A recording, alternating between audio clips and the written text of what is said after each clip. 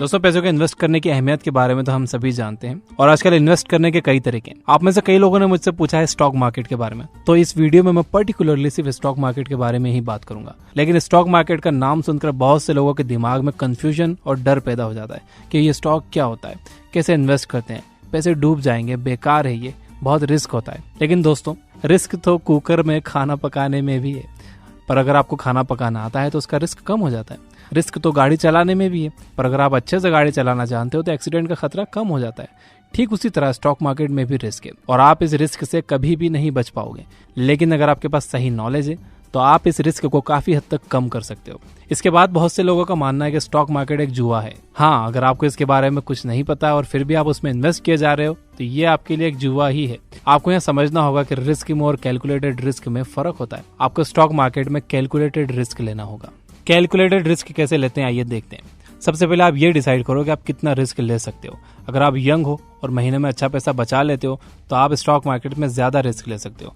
लेकिन अगर आप 60 साल के हो तो आपको कम रिस्क लेना होगा। साथ ही आप ये देखो कि आप जो रिस्क ले रहे हो उस पर आपको कितना प्रॉफिट मिल रहा है। अगर आपको फायदा सिर्फ 5 रुपए का हो रहा है लेकिन 20 रुपए का नुकसान होने का चांस है तो आपको इस तरह का इन्वेस्टमेंट नहीं करना चाहिए। तो सबसे पहले हम स्टॉक मार्केट की ABCD जान लेते हैं ताकि आपको इसके बारे में पता लग जाए। हर कंपनी को ग्रो करने के लिए पैसे चाहिए होते हैं। कंपनी के फाउंडर के पास अगर पैसे हैं तो खुद के पैसे उसमें लगा सकता है, कुछ अमीर लोगों को मनाकर उनसे अपनी कंपनी में इन्वेस्ट करवा सकता है, या फिर पब्लिक फंडिंग के जरिए पैसे ला सकता है। पब्लिक फंडिंग में कंपनी आम जनता से पैसे लेती है। वो अपने बहुत से शेयर्स मार्केट में ऑफर कर देती है, जिसे IPO कहा जाता है, यानी कि इनिशियल पब्लिक ऑफर।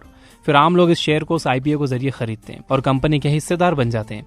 इस तरह से कंपनी को ग्रो करने के लिए पैसे मिल जाते हैं। एग्जाम्पल के लिए, अगर एक कंपनी की कीमत 3 करोड़ है और उसने अपने 3 लाख शेयर्स निकाले तो उसके हर एक शेयर की कीमत होगी 100 रुपए। अब अगर आप उसके 20 शेयर्स खरीद लेते हो तो आप उस कंपनी में 2000 रुपए के मालिक बन जाते हो। आपका उस कंपनी में 2000 रुपए का हिस्सा है। इसी हिस्से को शेयर कहते हैं और अब आप उस कंपनी के शेयर होल्डर बन चुके हो। इसके बाद अगर वो कंपनी फ्यूचर में ग्रो करके 6 करोड़ की हो जाती है तो उसके एक शेयर की कीमत 100 रुपए से बढ़कर 200 रुपए हो जाएगी। आपके इन्वेस्ट किए गए 2000 रुपए 4000 बन जाएंगे। वैसे ही अगर कंपनी लॉस में जाकर 1 करोड़ की हो जाती है तो उसका एक शेयर 33 रुपए का हो जाएगा। आप जब चाहे अपने शेयर्स को बेचकर अपने पैसे को वापस पा सकते हैं। अगर आपको लग रहा है कि कंपनी डूब रही है या फ्यूचर में वो आपको प्रॉफिट कमा कर नहीं दे सकती तो आप उस कंपनी के शेयर्स को स्टॉक मार्केट में बेच सकते हो और उससे अपने पैसे वापस पा सकते हो। कंपनी को जो प्रॉफिट होता है तो वो कभी कभी उसे अपने शेयर होल्डर्स में बांट देती है। या तो वो अपने शेयर होल्डर्स को पैसे दे सकती है या फिर उसे और शेयर्स दे सकती है। इसे डिविडेंड कहा जाता है। कंपनी के शेयर्स के दाम तब बढ़ जाते हैं जब इसे बहुत से लोग खरीदना चाहते हैं। मार्केट का एक यूनिवर्सल लॉ है, if demand goes up price goes up and vice versa. इसका मतलब है अगर एक कंपनी बहुत प्रॉफिट कमा रही है तो उसके स्टॉक्स बहुत से लोग खरीदना चाहेंगे। अगर उसके स्टॉक्स बहुत से लोग खरीदना चाहेंगे तो उसकी डिमांड बढ़ जाएगी और उसकी कीमत भी। ठीक इसी तरह अगर कंपनी नुकसान में जा रही है तो उसके स्टॉक्स कोई नहीं लेना चाहेगा। जिन लोगों ने उसे ले रखे हैं वो उसे बेचने लगेंगे और उसके प्राइस घट जाएंगे। देखिए, सिंपल रूल ये है कि आपको एक कंपनी में तब इन्वेस्ट करना चाहिए जब उसके स्टॉक की कीमत कम हो। इसके बाद जब उसकी कीमत बढ़ेगी तो या तो आप उसे बेच दीजिए और तुरंत पैसे वापस ले लीजिए, या फिर लॉन्ग टर्म के लिए इन्वेस्ट करने के इरादे से उसे वहीं पर छोड़ दीजिए। एक एग्जाम्पल बताता हूँ। 2004 में जिस भी आदमी ने गूगल में लॉन्ग टर्म के लिए अपना पैसा लगाया होगा उसे अब तक अरबों रुपए का प्रॉफिट डिविडेंड के रूप में मिला होगा। और अगर वो अपने शेयर्स नहीं बेचता है तो उसे जिंदगी भर गूगल से पैसे मिलते रहेंगे। लेकिन सारी कंपनीज गूगल और फेसबुक की तरह नहीं होती। बहुत सी फेल हो जाती हैं जिससे इन्वेस्टर्स को नुकसान हो जाता है। इसीलिए आपको स्टॉक मार्केट को बहुत डीप में समझने की जरूरत है। इंडिया में 2 स्टॉक मार्केट्स हैं जिनका नाम है बॉम्बे स्टॉक एक्सचेंज और national stock exchange. National stock exchange सबसे बड़ा स्टॉक मार्केट है। आप इन दोनों में से किसी में भी अपना पैसा लगा सकते हो। इसमें इन्वेस्ट करने के लिए आपको अपना एक डीमैट अकाउंट खोलना होगा।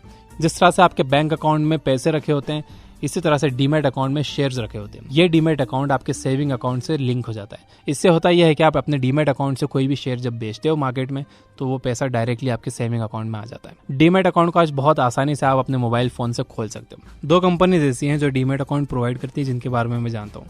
फर्स्ट है जीरोधा जो 300 रुपए में डीमैट अकाउंट खोलते हैं। इसका लिंक डिस्क्रिप्शन में है। और सेकंड है अप स्टॉक्स जो लिमिटेड टाइम ऑफर में फ्री में डीमैट अकाउंट्स खोल रहे हैं। और अब स्टॉक्स कुछ सिलेक्टेड कस्टमर्स को 100 रुपीज के शेयर भी दे रहे हैं फ्री में। इसका लिंक डिस्क्रिप्शन में है। अगर आप एक स्टूडेंट हो, आपके पास पैसे नहीं है इन्वेस्ट करने के लिए, तो भी आपको डीमैट अकाउंट तो खोलना ही चाहिए सीखने के लिए। स्टॉक मार्केट में रिस्क तो होता ही और इस रिस्क को कोई भी कभी भी खत्म नहीं कर सकता। अगर आप जिंदा हो तो मरने का रिस्क कहीं ना कहीं हमेशा होता ही है, लेकिन इसका मतलब ये नहीं है कि आप लापरवाही से अपना दिन बिताओ, रोड देखकर क्रॉस ना करो या फालतू के 10 फ्लोर की बिल्डिंग में ऊपर शक्तिमान बनने की कोशिश करो।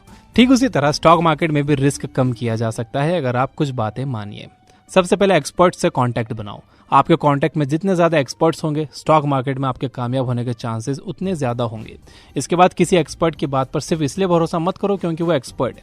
आप खुद भी हमेशा इसके बारे में और जानते रहो, इससे रिलेटेड बुक्स पढ़ते रहो, ताकि आपको हमेशा इन एक्सपर्ट्स पर डिपेंड ना रहना पड़े और आप खुद भी एक दिन एक्सपर्ट बन जाओ।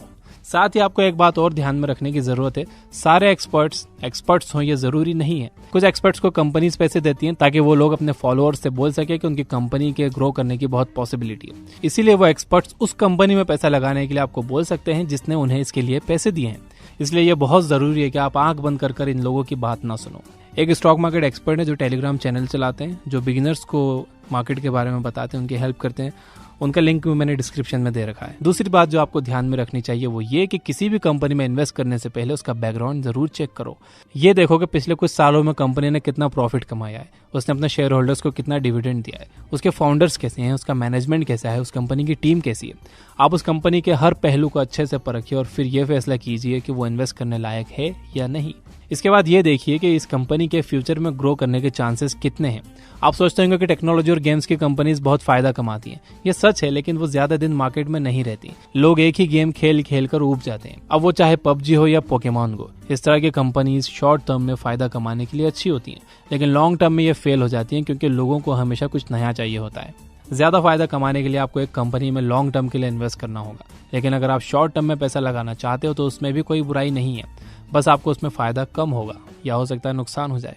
अगर आपको वाकई एक दिन वॉरेन बफेट और राकेश झुनझुनवाला की तरह एक बड़ा इन्वेस्टर बनना है और आप स्टॉक मार्केट को करियर की तरह चुनना चाहते हो, तो ये जरूरी है कि आप इसमें एक्सपर्ट बनो। स्टॉक मार्केट का कॉन्सेप्ट सिर्फ इस वीडियो में खत्म नहीं होता, ये बहुत बड़ा सब्जेक्ट है। अगर आपको इससे रिलेटेड बुक्स पढ़नी हो तो आप ये किताबें पढ़ सकते हो। The intelligent investor, the wealth of common sense, the Falcon method, the most important thing. इसके अलावा ये याद रखिए कि शुरुआत में आपसे गलतियां होंगी, आपको इन गलतियों से सीखना होगा। अगर आप सिर्फ पार्ट टाइम में स्टॉक मार्केट में इन्वेस्ट करना चाहते हो तो आप सिंपली म्यूचुअल फंड्स के जरिए काम कर सकते हो।